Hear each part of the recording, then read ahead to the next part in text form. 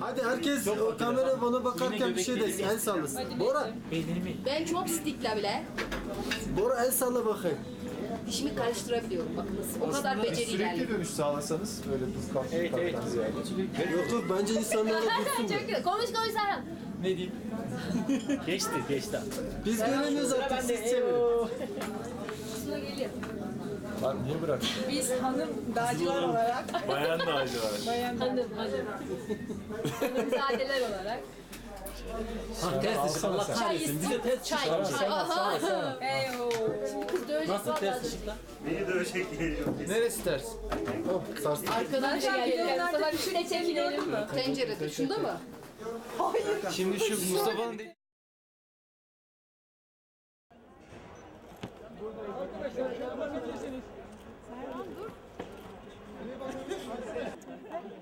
2006'nın Mart ayında Everest'e tırmanmak için 11 kişilik takımla İstanbul'dan hareket ettik.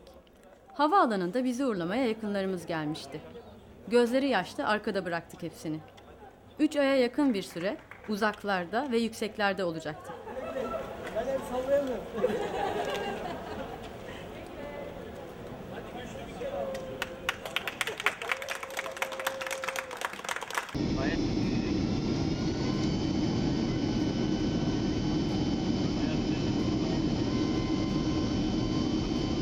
'Bu kadar hani ciddi bilmem ne iş varken Ne işiniz var oralarda?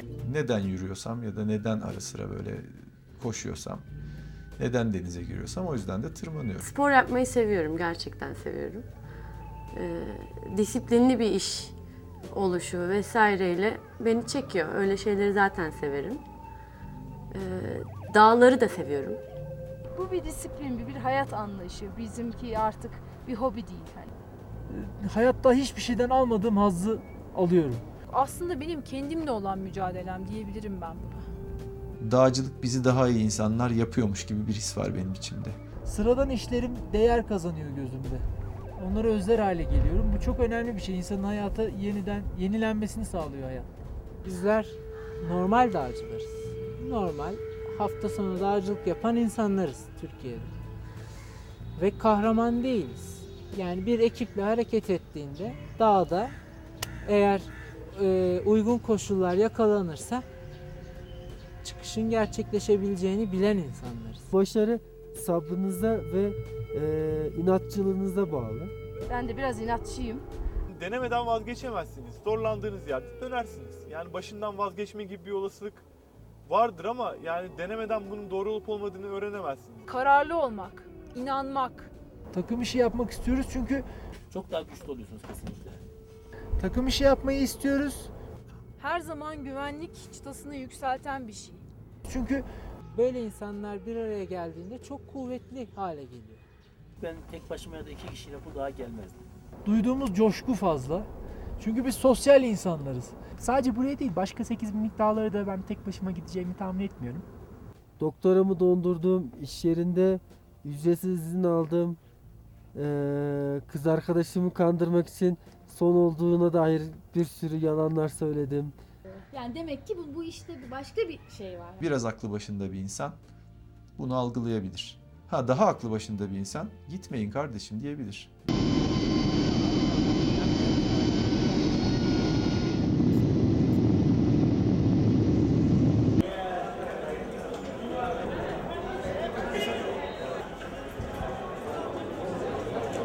Yolculuğumuz uzun sürdü.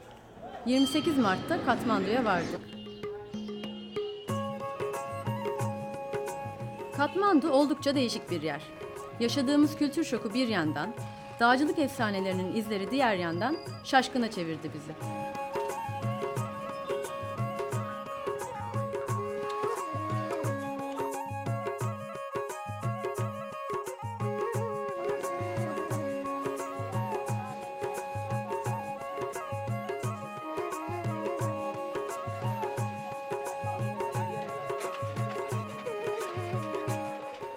Birkaç gün hazırlıklar ve diğer işlemler için zaman geçirdikten sonra Everest ana kampına ulaşmak için yola çıktık.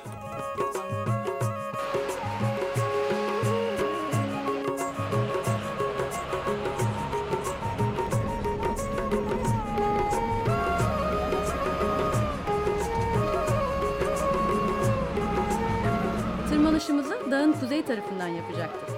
O yüzden Nepal'den Tibet'e geçmemiz ve Çin ana kampına ulaşmamız gerekiyordu. Tüm organizasyonun tonlarca eşyası kamyonlarla, biz de jiplerle bir haftalık yolculukla ana kampa ulaştık.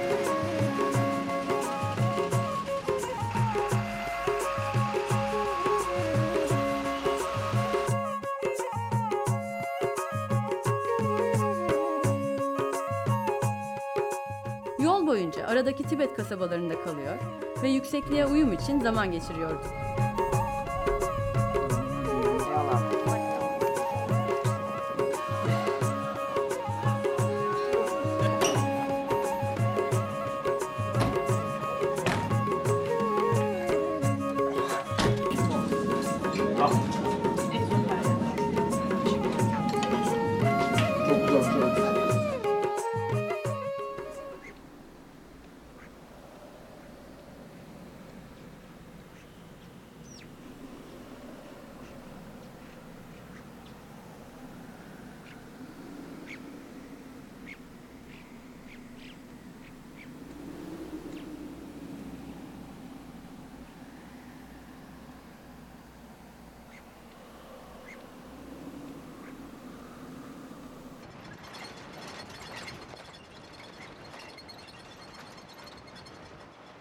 Dünyanın en yüksek manastırlarından olan Rongbuk Manastırı'nın 7-8 kilometre ötesinde çadırdan dükkanlar, pansiyonlar, yemek yenen yerler başlıyor.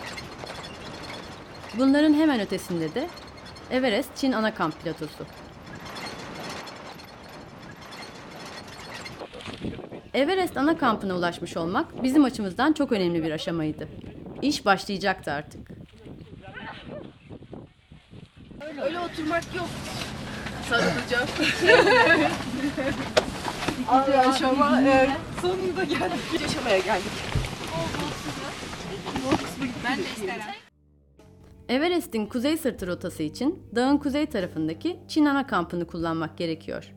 Bu ana kamp mekanı Rongbuk buzulunun toprakla, daha doğrusu morenle buluştuğu yerde geniş bir arazi üzerinde bulunuyor. Ana kampta en yakın komşumuz Çinlilerdi. En gelişkin kamplardan biri onlarınkiydi. Geniş alanın diğer ucunda Rusların şirketi Seven Summit kampı kuruluydu. Onlar da saunadan iletişim çadırına oldukça donanımlı görünüyorlardı. En zengin kamp Yeni Zelandalı dağcı Russell Bryson şirketininkiydi. Geniş mekanda kurulu bu yüzlerce çadırlık geçici kasabada günler kendine özgü bir rutinlikte ilerliyordu. Dünyanın çeşitli ülkelerinden gelmiş çeşit çeşit insan, Şerpalar, aşçılar, yamaklar, köylerinden yaklarıyla birlikte taşımacılık için gelmiş Tibetliler, aracı şirketlerin bir araya getirdiği çok uluslu ekipler, bireysel dağcılar ve biz. Hepimizi dünyanın bu ıssız köşesinde birleştiren şey ise her an karşımızdaydı. Chomolungma her geçen gün daha ürkütücü gelmeye başlamıştı gözümüze. Ürkütücü ama bir o kadar da çekici. Yemek ve mutfak çadırımızın yanı sıra bir de ofis çadırımız vardı. Hem belgesel hem de web sitesi için yanımızda oldukça fazla teknik donanım, bilgisayar, videofon, uydu telefonu getirmiştik. Çekilen fotoğraflar burada bilgisayarlara aktarılıyor, web sitesine günlük olarak mesaj yazılıyordu. Arada da uydu telefonu ya da videofon aracılığıyla Türkiye'de canlı yayına katılıyorduk. Bugün 5200 metredeki yani bizim Ağrı Dağımızdan bir parça daha yüksekte bulunan Everest ana kampına ulaştık. Dağ gerçekten çok heybetli görünüyor. Hiçbir fotoğraf buradan bizi karşılayan görüntünün yerini tutamaz. Ana kamp bir yandan da sosyalleşme mekanımızdı. Diğer ekiplerden dağcılarla ilişkimiz komşu sohbetleri şeklinde başlamıştı. Yolculukta tanıştığımız Brezilyalı Vitor ve Rodrigo yakın dostlarımız olmuştu. Brezilya'dan Everest'te ilk kez oksijen desteği kullanmadan tırmanmak istiyorlardı. Diğer komşularımız İsveç ve Norveç'te 3 kayakçı Thomas, Tormod ve Fredrik ise Everest'in zorlu bir rotasından kayakla inmeyi planlıyorlardı. Ya ana kampın düzeni güzel değil. Yani adamların kültürü böyle. Aşağı mahalle yukarı mahalle yapmışlar. Arada yemek çadırları falan var. İşte Şerpalar bir tarafta, member dedikleri bizler bir taraftayız. Hiç hoş değil yani, bunu aşmak lazım. Bir ekip olmak için bir şekilde aşacağız ama hadi bakalım.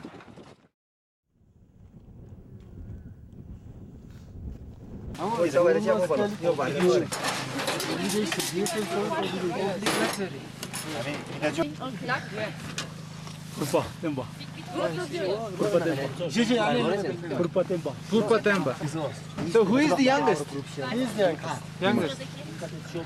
We don't want to be members, but we want to be a big team. Yes. So, nowadays, our Sherpa member, they want to listen the Turkish song. Ellerine solarken dirittim, çiçeğimi kopardın sen, ellere verdin. Çiçeğimi kopardın sen, ellere verdin. Dağlar dağlar, kurban olam, yol ver geçem. Sevdiğimi son bir olsun, yakından görem. Now you're to what make strong our relations from beginning from here. Yes. So if you are the owners of this mountain and here, but if you need something from us, please anytime do not hesitate asking. We can help, we can work, we will be very happy working together because teamwork can't be done just with words. Teamwork can be done only working. So we need to work together here to work together there.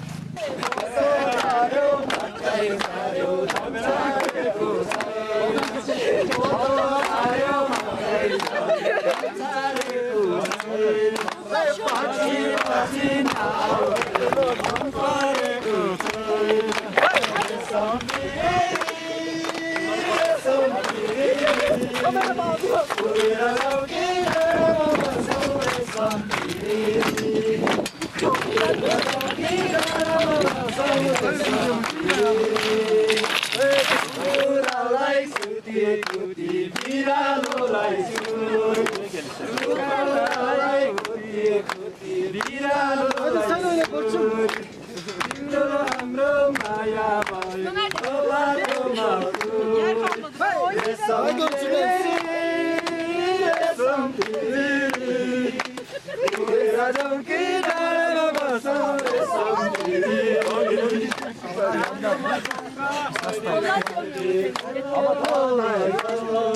Biz de halay çektiriyoruz mu? Hadi.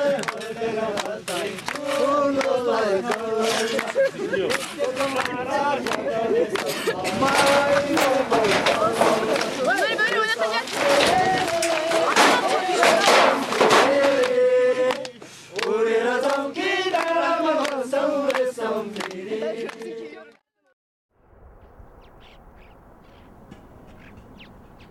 ...5200 metrede geçirdiğimiz ilk günler aslında oldukça durağandı. Zamanımızın büyük çoğunluğu gündelik işlerle geçiyordu. Tırmanış planları tekrar gözden geçiriliyordu. Bu arada yeni dostlarla ilişkilerimizi de ilerletmiştik. Vitor ve Rodrigo zamanlarını bizim çadırda geçiriyorlardı.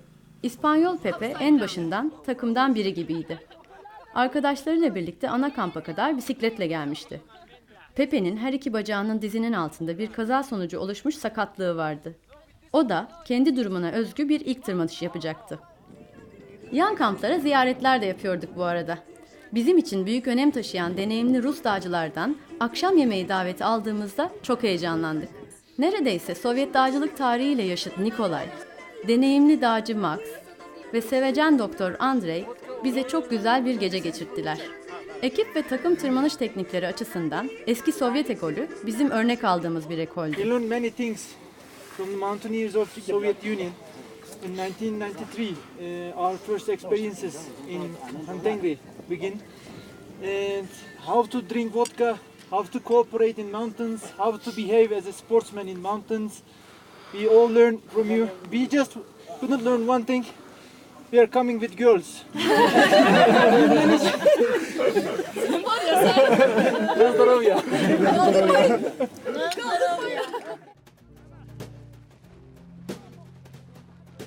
Hazırlık ve uyum günlerinden sonra bir sonraki aşamaya, yani 6400 metre yüksekliğindeki ileri ana kampa yükselme zamanı gelmişti.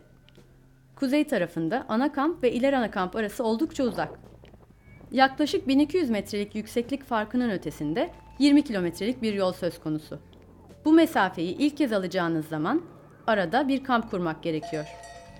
Malzemeler ana kamptan yukarıya yak denen Tibet öküzleriyle taşınıyor. 5-6 saatlik bir yürüyüşle 5800 metredeki ara kampa geldik. Burada bir gün geçirdikten sonra 14 Nisan günü ileri ana kampa doğru yola çıktık. Ve yine 5 saatlik bir yürüyüşle 6400 metreye ulaştık. Sözünü ettiğimiz tüm bu yürüyüşler Doğu Rongbuk buzul bölgesinde gerçekleşiyor. Buzulun toprakla kaplanmış alt sınırlarından başlayıp kaya kaplı moren üzerinden yürüyüş devam ediyor. Yürüyüş boyunca yak gruplarına yol verip önlerini kesmeden, ürkütmeden ilerlemekle uğraştık. İleri ana kamp mekanımız engebeli bir moren üzerindeydi. Bu yüzden çadır yerlerini hazırlamak için çok uğraştık. Burada da yine bir mutfak çadırımız, ortak yemek çadırımız ve ofis çadırımız vardı. Bunlar dışında bir de bizim ve Şerpaların kaldıkları küçük çadırlar. Tüm bunların tam anlamıyla yerleşmesi zaman aldı.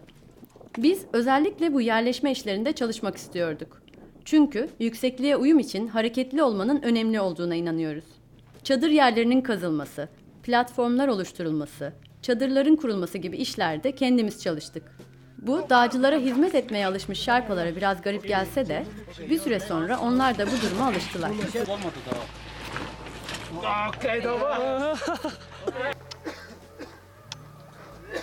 İleri ana kampta yaşam sadece bizler için değil, kamp çalışanları için de zordu.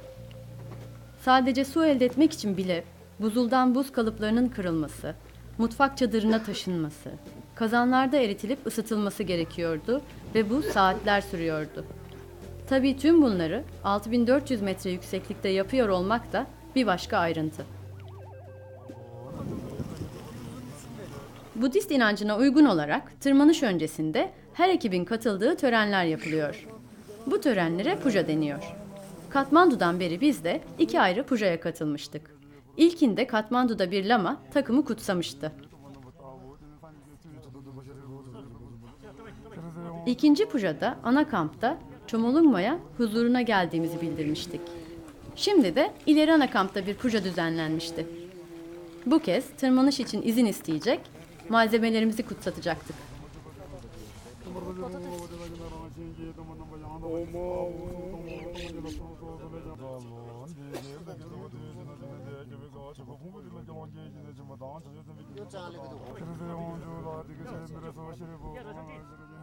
Dualar tamamlandıktan sonra bu kez Şerpalarla birlikte kol kola halay çektik.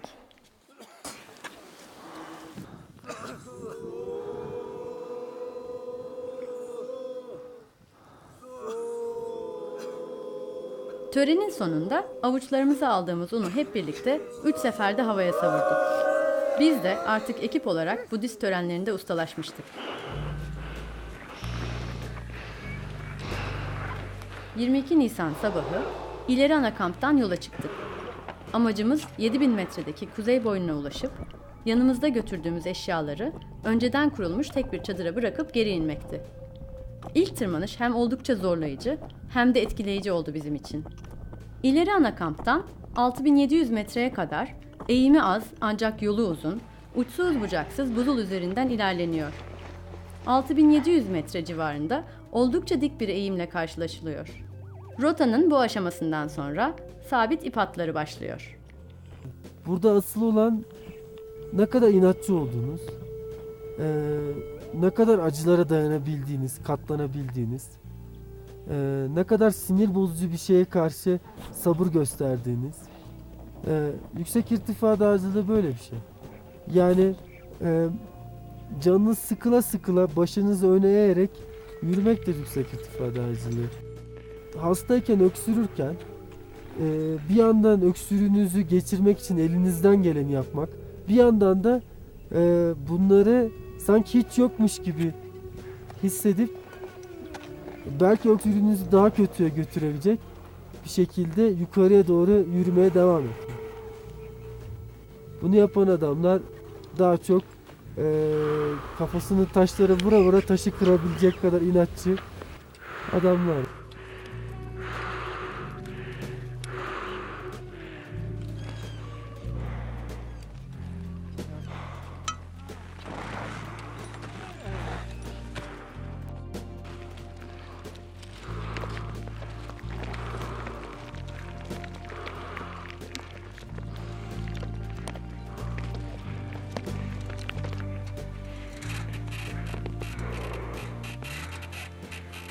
Genelde insanlar macera işte ne bileyim birkaç delinin bir araya gelip işte gidip böyle bir ölüm tehlikesi altında yaptığı bir tuhaf bir şey. Hani tuhaf bir etkinlik biçimi. Yani böyle algılanıyor. Spor sayfalarında yer almaz mesela dağcılıkla ilgili haberler.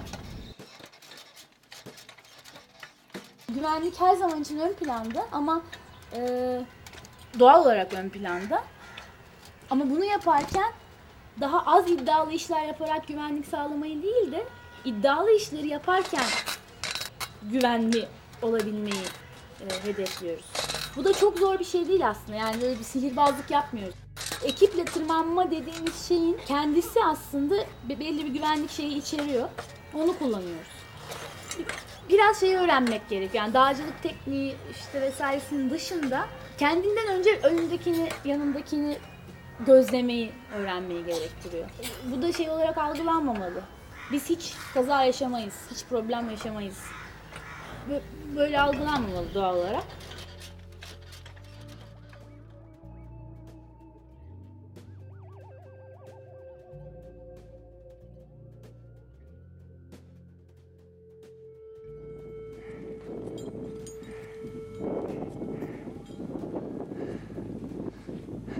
Şimdi telsiz üstünden ekibin lideri Serhan Poçan'la görüşme yapacağım. Serhan Poçan yukarıdaki durumu bize aktaracak. Serhan Hakan.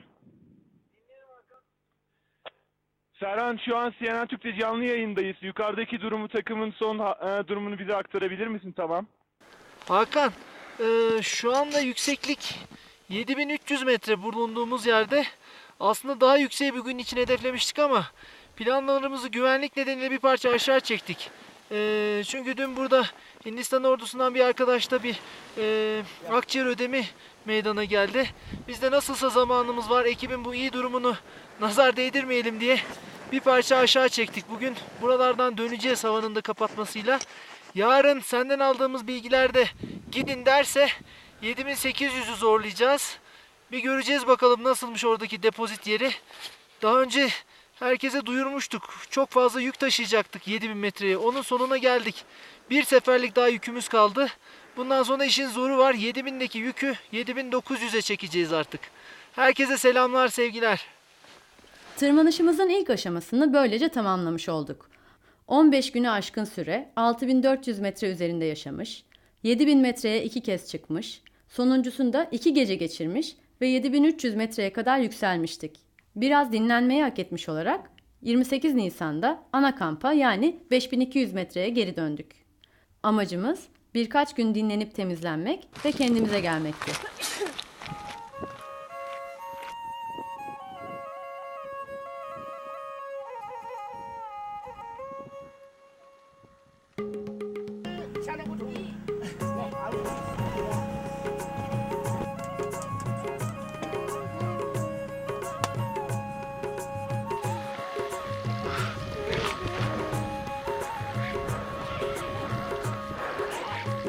Tek şimdi çıkarlar bak. Avla bence. Merhaba. Günaydın. Size de. Erkencisin Musa, bakıyorum. Günaydın. Destur erkek. 5200 metredeydik aslında. Hiç de azımsanacak yükseklik değil. Yine de önceki 15 günlük yüksek yaşantımızdan sonra ana kamp çok iyi gelmişti bize. Yeniden yola çıkışın öncesinde her yönden toparlanmaya çalışıyorduk. Burada geçirdiğimiz bu günlerde hem dinleniyor hem de yükseğe uyum sağlıyorduk. Yaptığımız tırmanışlarla başlamış olan bu süreç dinlenirken de devam ediyor, vücutlarımız kendini daha yükseklere hazırlıyordu. Çekme kardeşim, çekme ya. Berber ama değdirir öyle bastırır. Abi biraz verimli yapın ya, pil kalmayacak bize. Oğlum sıfıra vurmuyoruz ya senin gibi. Adama şekil yapıyoruz. Bora, Duyvana adını falan kazımıyorsun değil mi? Sende bir simetrik problem var abi. Nasıl lan? Gayet. Sol taraf mı? Şunu takayım. Ana o ne gibi olmuş öyle? Kalın olmuş, kat olmuş. Al şunu. Bir saniye hocam. Bir saniye şöyle. Büyük ailemizin ana kamp günleri dolu geçiyordu. Yıkanmak, çamaşır yıkamak, iyileşmeye çalışmak başlı başına önemli işlerimizdi. Dağdaki memleketimize iyice alışmıştık. Diğer ekipler de bizim gibi ana kampta dinleniyordu. Yemek çadırımızın geleni gideni eksik olmuyordu. Sen şu köşede misin Hakan? Tabii başta Pepe, sonra da arkadaşlarımız Vitor ve Rodrigo.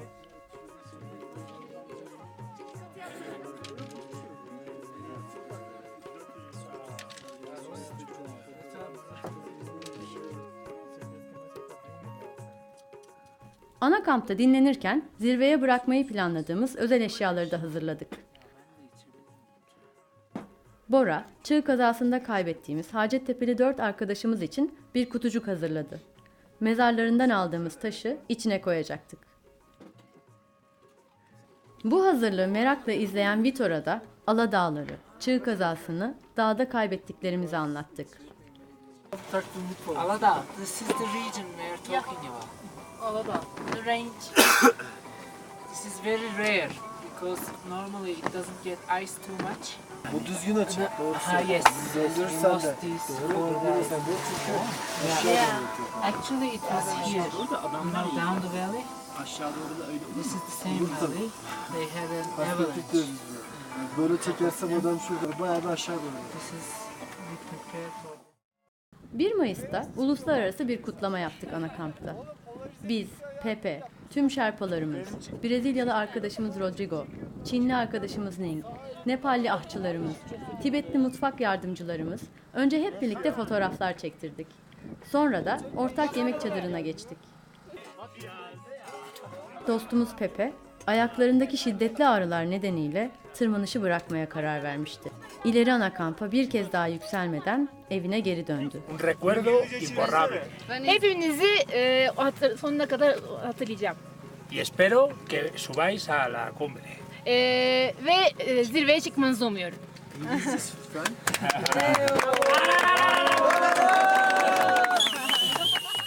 5 Mayıs'ta yeniden ileri ana kampa tırmandık. Zirve yolu hesaplamaları başlamıştı. Hava durumu raporlarına artık daha sık ihtiyaç duyuyorduk. Hakan Türkiye'den gelen raporları yorumlamada uzmanlık kazanmış, elde ettiği bilgileri ve yorumları diğer ekiplerle de paylaşır olmuştu. This is cloudy. All the day cloudy. For instance, this day 100% cloud. Sky is 100% cloud. Oksijenli isteyenler büyük olasılıkla eskiden ekibin bel bağlananları olacak. Ama oksijensiz tırmandıkları için birden bel bağlayan adamlar olacaklar. Bu değişikliği ekibin hemen azmetmesi lazım. Tırmanış stratejimiz konusunda toplantılar yapıyorduk. Son etapları nasıl tırmanacağımız konusunda bizim kararlarımız netti. Ancak yine de Şerpalara bağlı kaldığımız konular oluyordu. Oksijensiz tırmanmayı deneyecek olanlar Serhan, Bora ve Haldun olarak belirlenmişti. Oksijen kullanımı ve hesaplamasının yanı sıra tırmanışı ve üst kampları nasıl kullanacağımızı iyi planlamamız gerekiyordu. Bir denerse body olabilirler. Performansları yakın olur. Aynı zamanda oksijen... Uzun süredir gelmesini beklediğimiz oksijen tüplerimiz ve maskelerimiz de sonunda ileri ana kampa ulaşmıştı. Ve şimdi yavaş yavaş üst kamplara taşınmaları gerekiyordu. Tüpler yukarı taşınmadan önce her birimiz teker teker maskelerimizi ve regülatörlerimizi denedik. Yükseğe uyum planımız için de 6 Mayıs'ta 1. kampa tırmandık. Ertesi gün 7900 metreye doğru yükselip 1. kampa geri döndük. Sonra bir gece daha 7000'de kalıp ileri ana kampa indik. Artık zirve denemesi için koşullar tamamlanmış sayılırdı. Rota ve yüksek kamp yerleri hazırdı. Yani sabit hatlar zirveye kadar ulaşmış, Kamp yerlerine çadırlar bırakılmış, oksijen tüpleri 8300 metreye biriktirilmiş durumdaydı. 11 Mayıs'ta 10 kişilik tırmanış takımının tümüyle yola çıktık. Hazır mısın çıkışa? Çıkışa hazırım.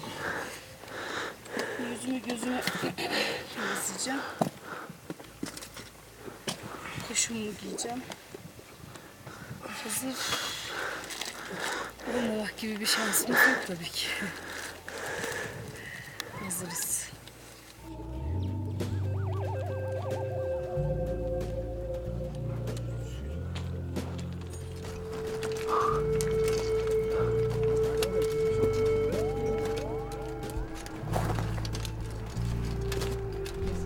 Planladığımız gibi aynı gün birinci kampa ulaştık. Ertesi gün 7900 metre için tırmanışa başladığımızda kuzey boyununda çok kuvvetli bir rüzgar karşıladı bizi. Rüzgar yine güneybatıdan 15 knot.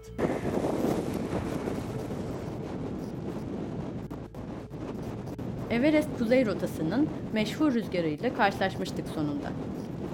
Bu koşullarda bir süre tırmanmaya devam ettik ama rüzgarın şiddeti azalmadığı için diğer ekipler gibi biz de planımızı bir gün ertelemiş olarak 7000 metre kampına döndük.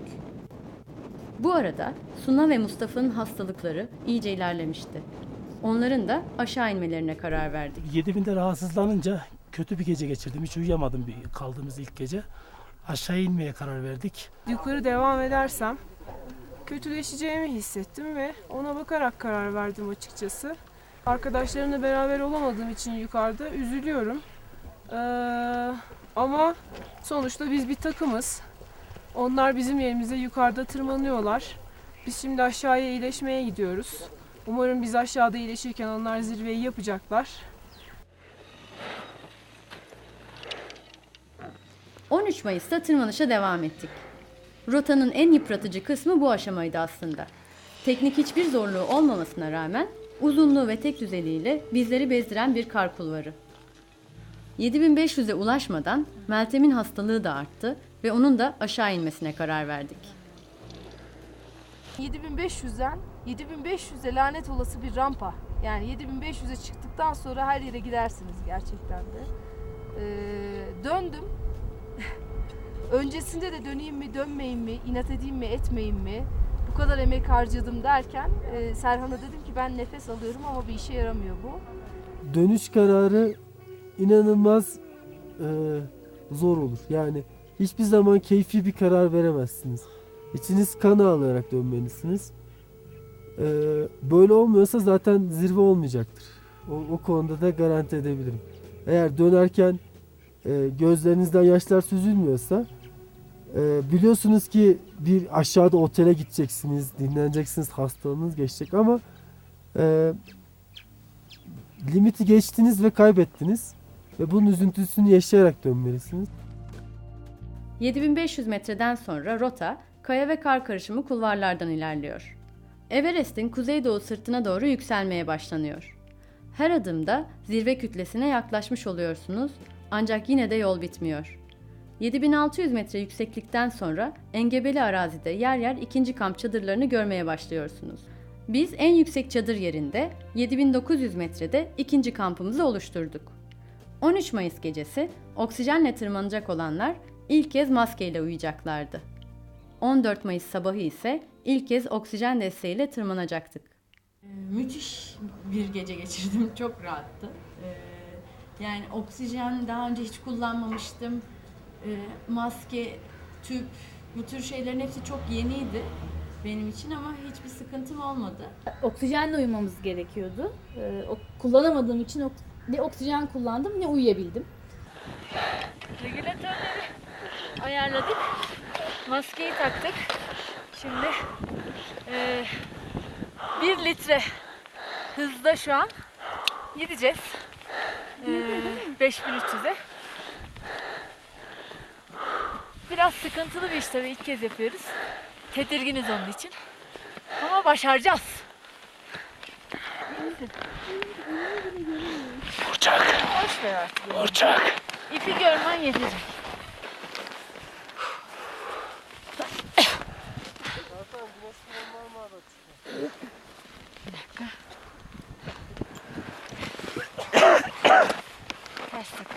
Oksijenin kötü yanı çok kurutuyor. Zaten boğazda problem varsa mahvoluyorsun.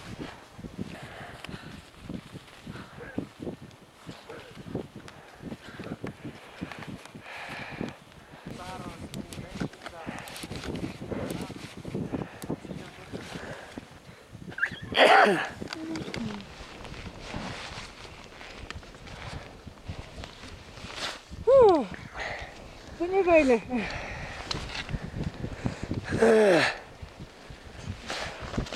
Bir şey daha deneyeyim. Bir de şöyle deneyeyim.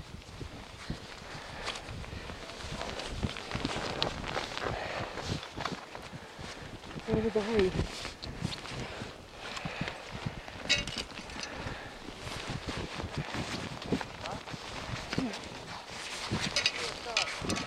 Hiçbir şey göremiyorum. 14 Mayıs sabahı bir sonraki aşama için yola çıktık. Artık 8000 metre üzerindeydik. Bu yükseklikte 24 saatten daha uzun kalmak ölüm riski barındırır. Yani artık ölüm bölgesi denen yükseklikte ilerliyorduk. Zirve tırmanışımız başlamış sayılırdı. Çünkü bir sonraki kamp yeri yani 8300 metre aslında geçici bir konaklama yeri olacaktı. Birkaç saat dinlenip tırmanışa gece devam edecektik. Bizimle birlikte hareket eden birçok ekip vardı. Tırmanış kalabalık geçecek gibiydi.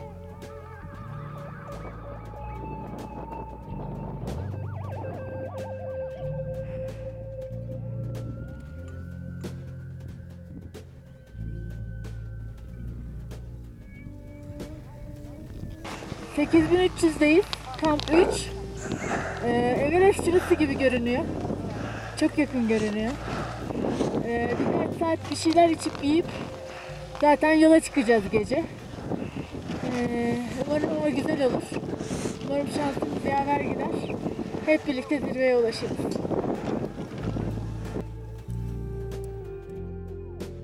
...8300 metrede çok huzurlu saatler geçirmedik aslında. Kamp yeri oldukça kısıtlı olduğundan çadırların çoğu eğimli bir alanda kurulmuştu.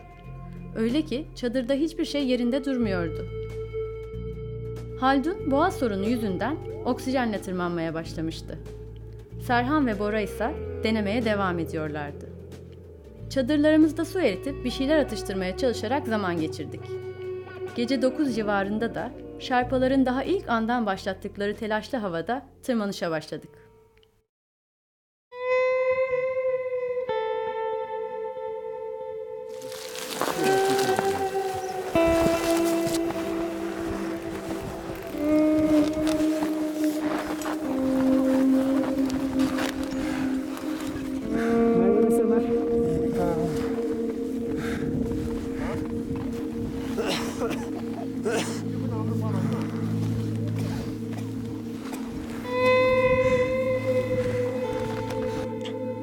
Vay süper haber.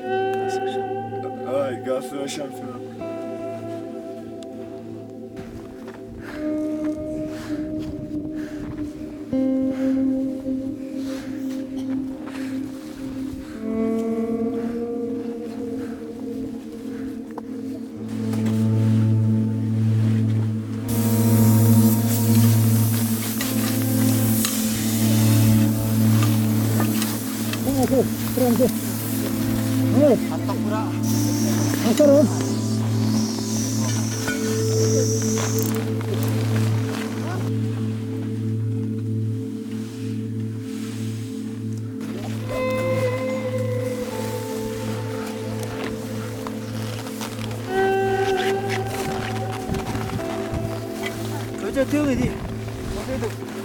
Hadi.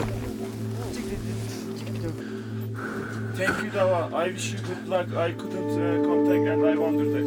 Okay.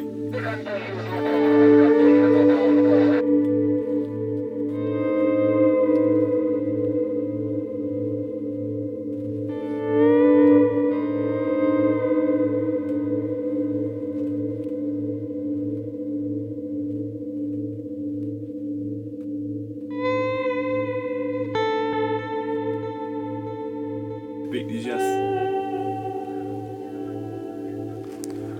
En son Elif'le konuştum. Çıkmak üzereydiler saat 10'da. Ondan sonra yok. Telsiz kapalı, telsiz bağlantısı yok.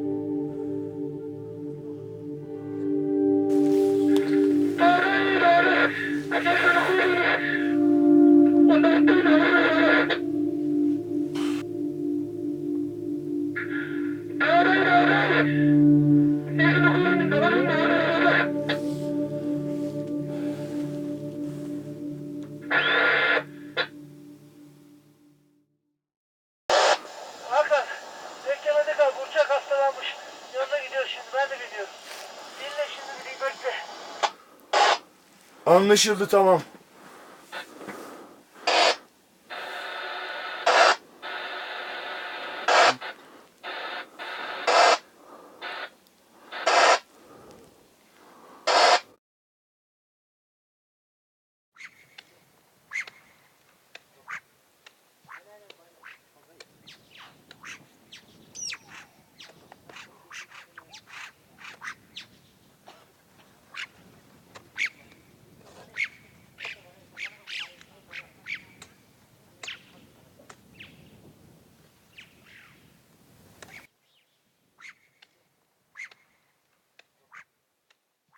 She's sitting for rest. Just no rest, just she step up. Bir adım atmış düşmüş. No talking, no Bayılmış nothing. yani tam o sırada. And then they give full pressure and oxygen throughout. 15 Mayıs hepimiz için belki de hayatlarımızın en zorlu ve karmaşık günü oldu. Burçak oksijen desteğiyle tırmanış sırasında solunum sorunu yaşayıp 8600 metrede 2. basamak adı verilen yerde bilincini kaybetti.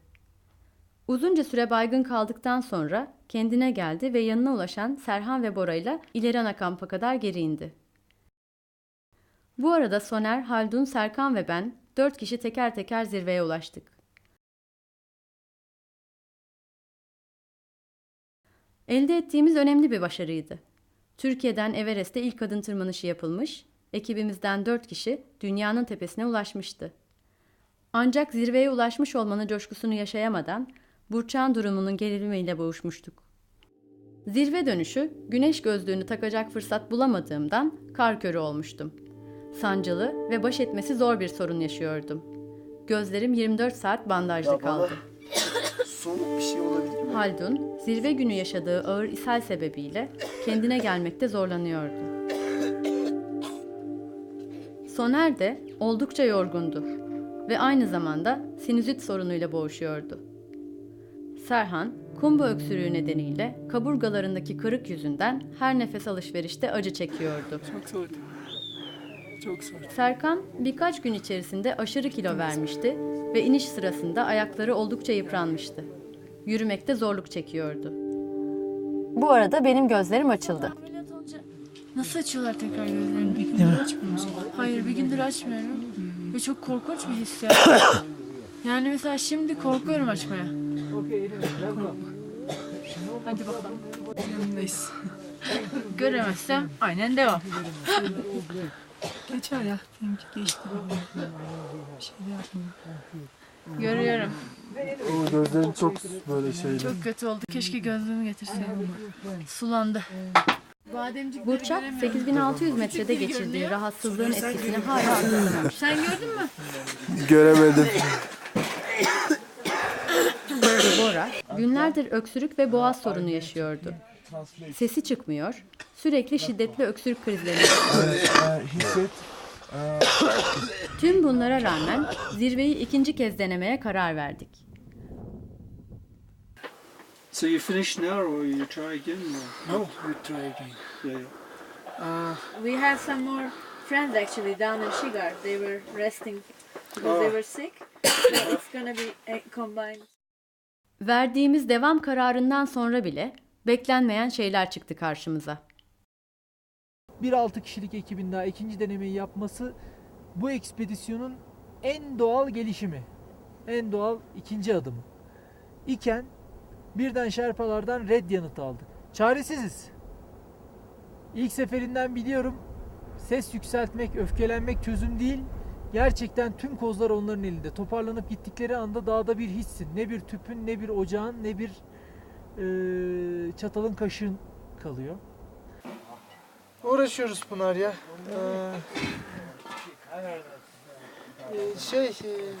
İşte ikna olmuyorlar. İkinci denemeye biz gideceğiz. Ama buradakiler ne denir? Taşıyıcılar. Evet. İşte bir sürü inanç meselesinden dolayı uğursuzlukmuş. İkna olmuyorlar. Şimdi işler karıştı. Başka yerlerden destek falan arıyoruz. Şoktayız şu anda. Yani bugün sabah böyle bir şok haber aldık. Biz niyet ettikten sonra neden olmasın diye düşünüyorduk. Bütün anlaşma, kurallar, ödenen para her şeyi kapsayan durumdaydı. Ama işte bu bir garip bir durum var. Çok sinir bozucu. Anlatılır gibi değil yani. Parçalamak istiyorsun. Hiçbir şey yapamıyorsun.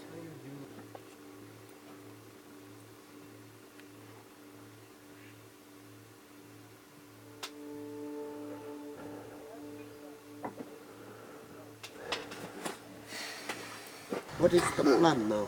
You make any I'm plan? calling everybody, the rest of the people. We'll try. I think we don't go back. Here, 3 are here, 3 are down, you know. 3 rest here, 3 days, and they come here. And after 3 days, we go for something. Yeah, if you go say that's too big money. Yes, money is not important. No, yeah, you don't understand I me. understand, but it's I still, have responsibilities. It's still, lost time. Yes, time is important.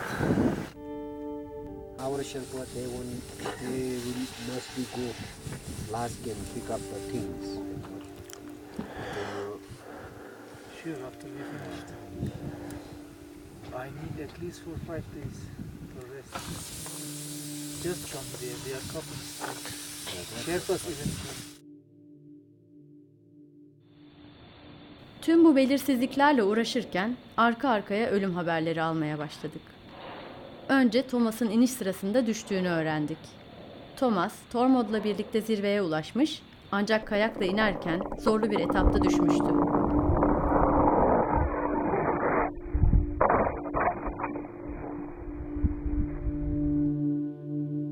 Dawa, answer please, Dawa.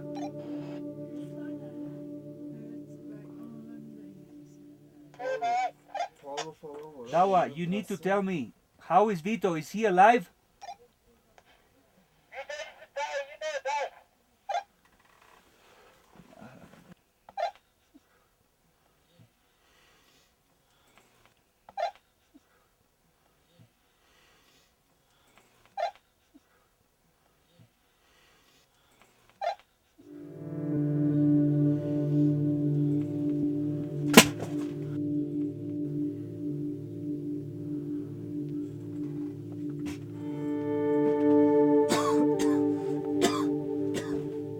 Vitor, oksijen kullanmadan zirveye ulaştıktan sonra 8300 metrede beyin ödeminden ölmüştü.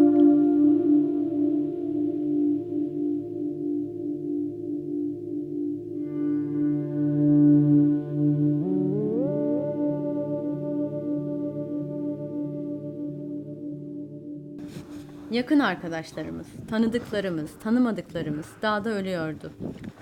O yıl Everest'in kuzey tarafında tam 10 kişi yaşamını kaybetti. Rota boyunca önceki yıllarda tırmanışta hayatını kaybetmiş dağcıların bedenleri yatıyordu. Şimdi bizim en kritik karar aşamamızda bunlara yenileri eklenmişti. Üstelik aralarında dostlarımız da vardı. Tırmanış hazırlıkları sırasında oksijen tüplerini hesaplarken fark ettik ki yukarıda bize yetecek kadar tüpümüz kalmamış. Senin Nima'ya bir daha gitmen gerekiyor.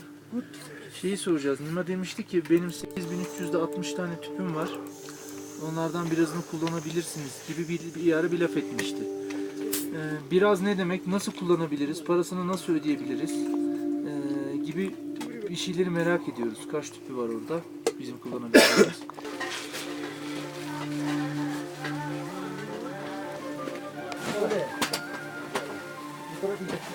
Yarın hemen gelin. Yani çünkü siz de 2 gün dinlenirsiniz. 3-4 gün içinde de yani bir çıkış planlayabiliriz artık. Burçak, ben ve burada dinleneceğiz, Bora. İnmeyeceğiz. İlk zirve Şerpaların inisiyatifinde bir zirveydi. Bura adetlerine göre bir zirveydi. Birebir Şerpa ile tırmanıcı eşlenmiş şekilde kontrolün bizden gittiği, kimi zaman istemediğimiz kadar koptuğumuz ve bu çok ağrımıza gitti. Özellikle bu kontrolsüzlük benim çok ağrıma gitti. Belki ikinci zirveye bizi götüren, bu azmi sağlayan temel şeylerden biri de bir de biz gibisini yapma inadı. Belki de sorumluluk sahibi bir liderin ekibin performansı yetecek olsa bile yeter. Dur artık dönelim demesi için gerekli her şey vardı. Ama nasıl olduysa bu azim önce bende sonra arkadaşlarda var oldu. Ve bu azimle tek tek her şeyi kırmaya başladık. Kırdıkça da olumsuzluklar hızla azaldı. Önce Şerpa sorununu kırdık. First of all, you need to trust me because you are going mountain. I give you the money, but this is not important. Please trust me because I don't trust you. 1,500 is nothing.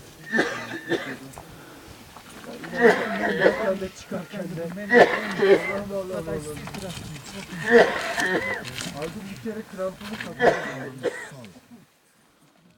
3 tanesi limit bir sayıydı ama en azından işimizi görüyordu. Tamam dedik. Çalınmış olan oksijen tüplerimizi tamamladık. Hemen bir acil karar verdik. Oksijensiz deneyimden vazgeçtik, bıraktık. Çünkü bir başka değişkenle daha bu olumsuzluklar içinde uğraşamazdık artık. Tırmanışın kendisinden daha güç geçirdiğimiz bir haftayı geride bırakmıştık. Ve ikinci kez zirveye doğru yola çıkılıyordu. Tırmanabilirsem tırmanışımı arkadaşlarım Thomas ve Vitor'a ithaf edeceğim. Birinci hedefimiz yine her zaman olduğu gibi sorunsuz bir şekilde ve eksiksiz bir şekilde gelmek. İkinci hedefimiz zirve. Ekipte herkes sağlıklı. Takım olmasa kendimde bu gücü bulamazdım.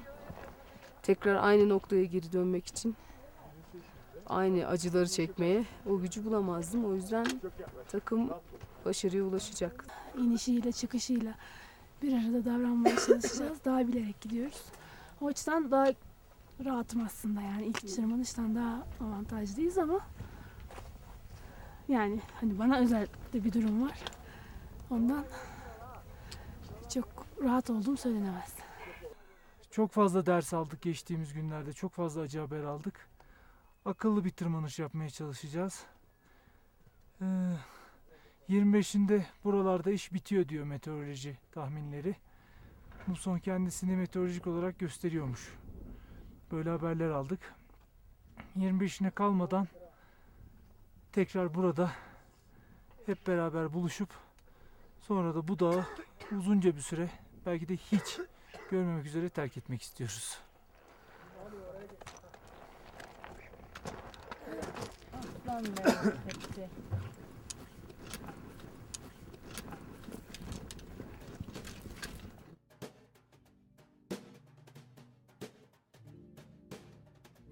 ...21 Mayıs günü öğlen saatlerinde takım 7000 metredeki kampa ulaştı. Akşam çadırlarda dinlenip ertesi gün için hazırlık yaptılar. 22 Mayıs sabahı saat 10'da kamp 2'ye 7900 metreye hareket edildi. Bu kez 7000 metreden itibaren oksijen kullanmaya başlanmıştı. Hiçbir şeyi şansa bırakmak istemiyorduk. Zaten oldukça yorgun ve yıpranmış olan ekibi yukarıya taşıyacak olan iradeleri ve oksijen desteği olacaktı. Kontrollü bir tempo ile ilerliyorlardı. Hava koşulları umduğumuzdan iyiydi. Akşam üzeri ikinci kampa ulaştılar.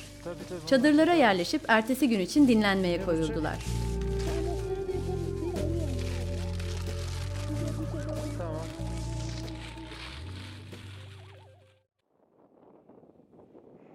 ...23 Mayıs'ta öğleden sonra 3 civarında 8300 metreye varıldı.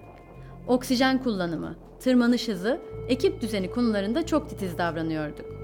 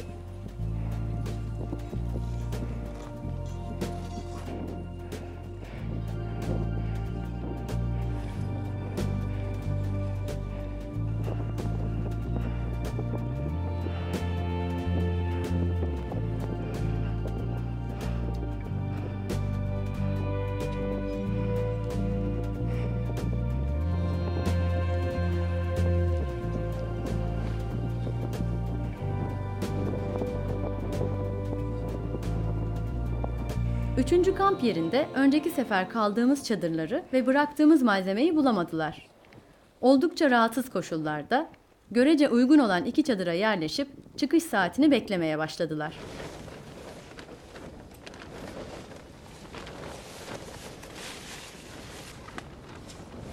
Ben bununla çekiyorum. O zaman buna takacağım.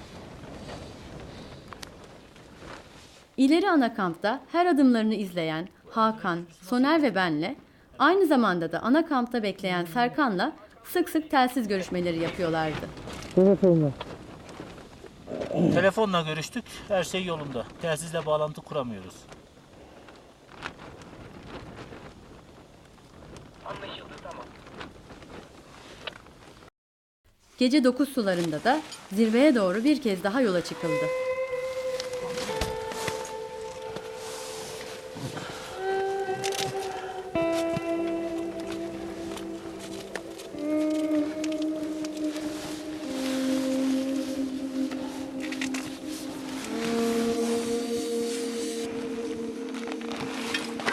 Thank you. Are you okay? Okay. How is the weather? Weather is good today. Burçak nerede? O da biraz sallasın.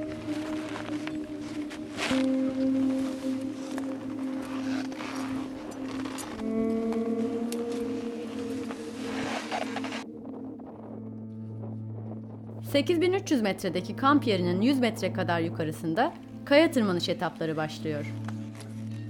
Üzerinizde kat kat giysiler, yüzünüzü tümüyle kaplayan oksijen maskesi, ellerinizde kocaman 2 parmak eldivenler, ayaklarınızdaki hantal ayakkabıların ucunda kramponlar varken bu etaplarda ilerlemek iyice zorlaşıyor.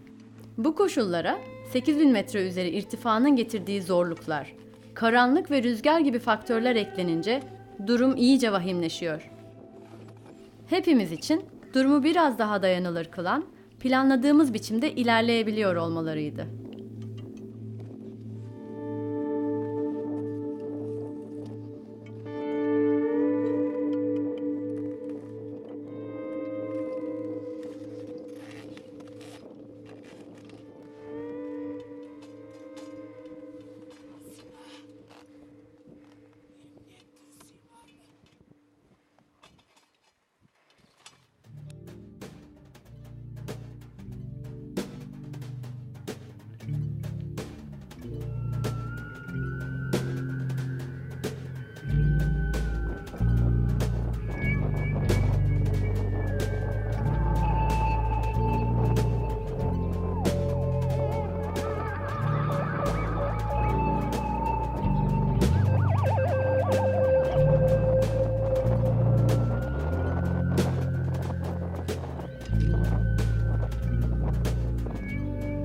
Tempolarını koruyarak, birbirlerinin oksijen oranlarını kontrol edip gerekli yerlerde tüp değiştirerek ilerlediler.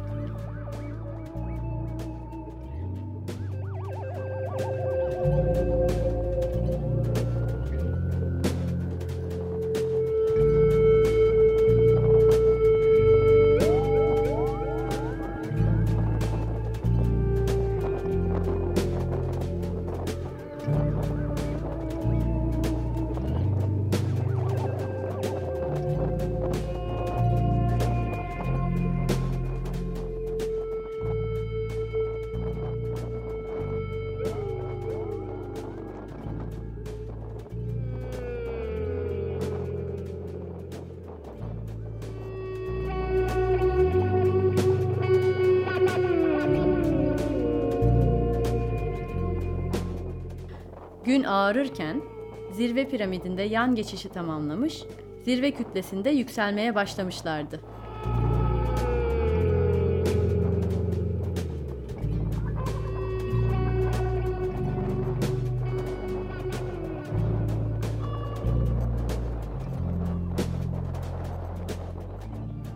Sonu gelmeyecek gibi görünen yolu sabırla tamamlayıp güneşin ilk ışıklarıyla buluştular.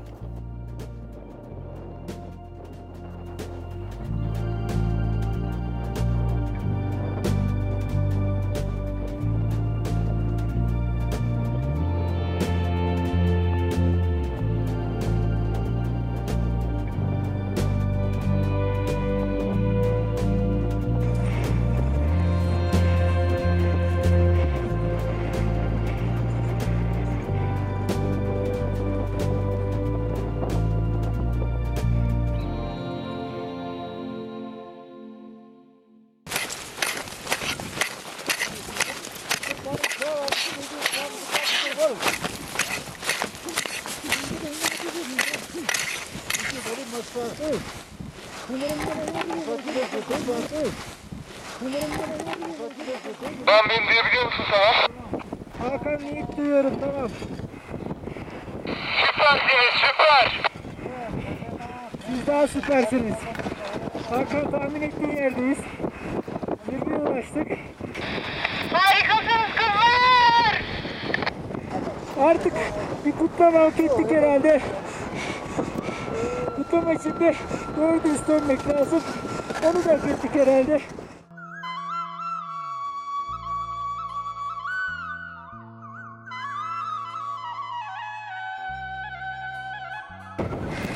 Var mı buradan istediğiniz bir şey? İniyoruz.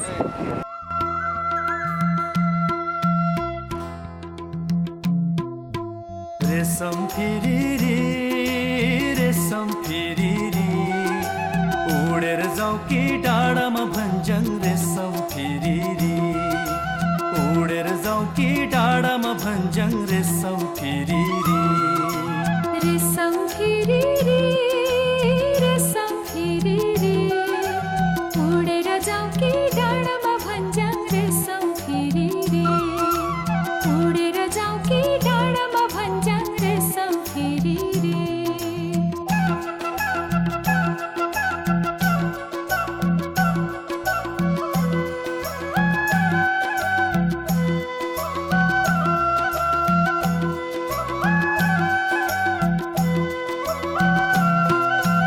एक नाले बन्दुक दुई नाले बन्दुक मृगलाई ताकेको मृगलाई मैले ताकेको होइन मायालाई डाकेको एक नाले बन्दुक दुई नाले बन्दुक मृगलाई ताकेको मृगलाई मैले ताकेको होइन मायालाई डाकेको रेशम फिरिरी रेशम फिरिरी उडेर जाऊ के डाँडामा भन्ज्याङ रेशम फिरिरी उडेर जाऊ के डाँडामा भन्ज्याङ रेशम फिरिरी